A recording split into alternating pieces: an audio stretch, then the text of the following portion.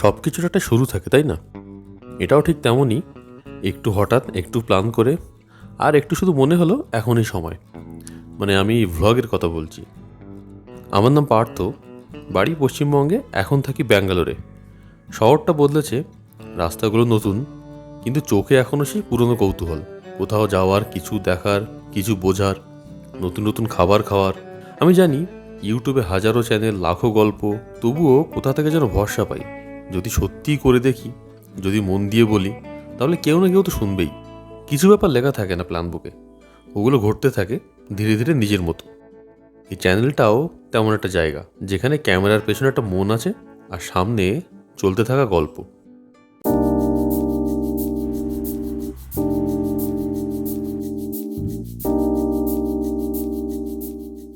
রাতে অফিস করে ঘুমাতে ঘুমাতে 4টে, 4:30, আর সকালে তারপরে ঘুম থেকে উঠতে উঠতে দুপুর গড়িয়ে যায়।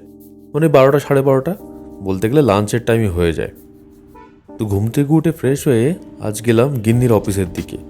গিন্নি আর শালির অফিস একই জায়গায়। তো আমি গিয়ে অফিসের বাইরে ওয়েট করতে লাগলাম। ওদের অফিসের পাশে মণিপাল হসপিটাল লাগোয়া নাকি একটা ভালো ফুড জয়েন্ট আছে, ওখানে লাঞ্চ করার ভালো ভালো অপশান রয়েছে। তো আজ ঠিক করলাম 3জন ওদের অফিসের বাইরে একসাথে লাঞ্চ করব।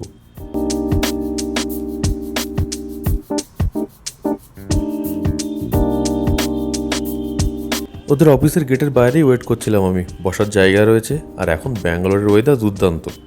মানে গরমও না, ঠান্ডাও না, মাঝে মাঝে ওয়েদার চেঞ্জ হয়। এই ধরুন সকালবেলা গরমকাল, হালকা রোদ থাকে, দুপুরবেলা গরমটা একটু বাড়ে, আবার বিকেলের পর দিকে মেঘলা, বর্ষাকাল বলা যেতে পারে। সন্ধ্যের দিকে বৃষ্টি হয় একটু আধটু।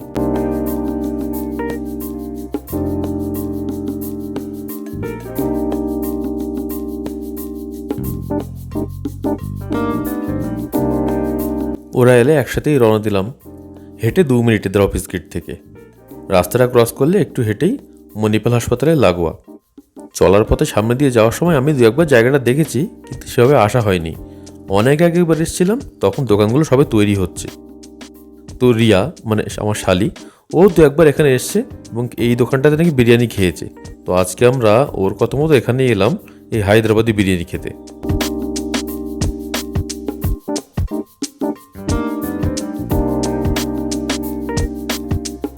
ব্যাঙ্গালোরে কলকাতা বেস্ট বাঙালি খাবারগুলোর যে দোকান বা রেস্টুরেন্ট, সেগুলোতে খুব দাম। বিশেষ করে কলকাতা বিরিয়ানির দাম অনেকটাই। তো কলকাতা বিরিয়ানি তো বাড়িতে সবসময় বানানো হয় না, মাঝে মাঝে বানানো হয়, অনেকটা সময় সাপেক্ষ।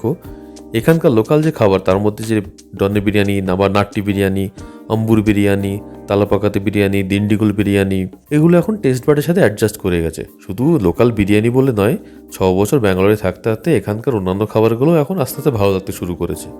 তো আজ অনেক দিন পরেই রিয়া বলল বলে এখানে হায়দ্রাবাদি বিরিয়ানি খেতে গেলাম।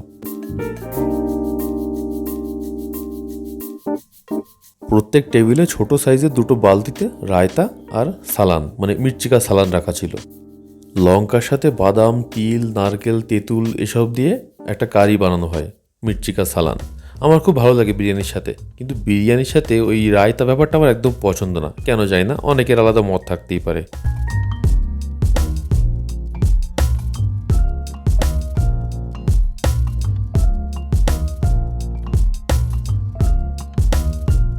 চিকেন বিরিয়ানি 210 টাকা প্লেট, 2 পিস ভালো মতো চিকেন ছিল, আর রাইসের পরিমাণও যথেষ্ট। আমার খুব ভালো লেগেছে বিরিয়ানিটা। কলকাতা গেলে আমি নিয়ে আরসালান বা দাদা বৌদি খাওয়ার চেষ্টা করি, কিন্তু ব্যাঙ্গালোরে থাকলে বেশিরভাগ সময় নাটি স্টাইল বিরিয়ানি বা ডনে বিরিয়ানি, এগুলোই বেশি ভালো লাগে আমার।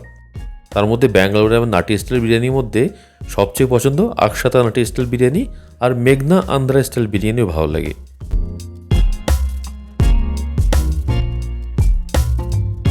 আর ব্যাঙ্গালোরে কলকাতা স্টাইলের বিরিয়ানির মধ্যে হোয়াইট ফিল্ডে কলকাতা 16 আনা আর সর্ষে, নয়তো ইন্দিরানগরে কষে কষা, এদের বিরিয়ানিও আমার খুব ভালো লাগে। গিন্নির চিকেন মাটন খেতে অত ভালোবাসে না, তাই ও অর্ডার করেছিল এগ বিরিয়ানি। 150 টাকা করে, 2 পিস সেদ্ধ ডিম দেওয়া ছিল। তবে ভেজ বিরিয়ানি তো বলা যায় না, পোলাও হয়, তবে এটাকে দম পোলাও বলা যেতে পারে, কারণ এর রাইসটা একটু অন্য টাইপের ছিল। এর সাথে গাজর, মাশরুম, এগুলো অনেক কিছু মেশানো ছিল দেখেছিলাম।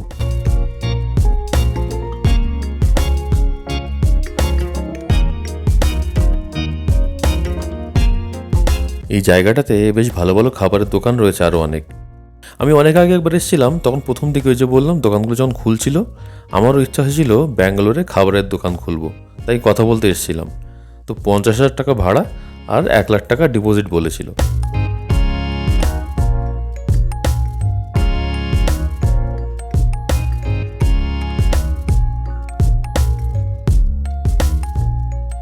খাওয়া দাওয়া শেষ করে ওখান থেকে আমি অটো ধরে বাড়ির দিকে এগোলাম, আর ওরা চলে গেলো অফিসে। 1 প্লেট বিরিয়ানি একজনের জন্য যথেষ্ট। ঘুম থেকে উঠে ফ্রেশ হয়ে এসে বিরিয়ানি খেয়ে আমার আবার ঘুম পাচ্ছে। ওরা যে এই বিরিয়ানি খেয়ে অফিস থেকে আবার কাজ করবে, সেটাই আমার ভেবে কষ্ট হচ্ছে।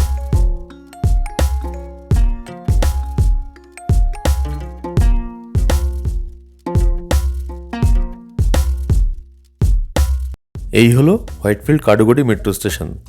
ওর অফিস থেকে মেট্রোতে বা কার্ডুগুড়ির বাস ধরে এলে আমায় এখানে নেমে আবার হোসকোটের বাস ধরে বেলতুন নামতে হতো। ভরপেট বিরিয়ানি খেয়ে আজকাল হাঁটতে ইচ্ছা করছিল না, তাই অটো বুক করে বাড়ির দিকে চললাম। আবার সন্ধ্যা থেকে অফিস।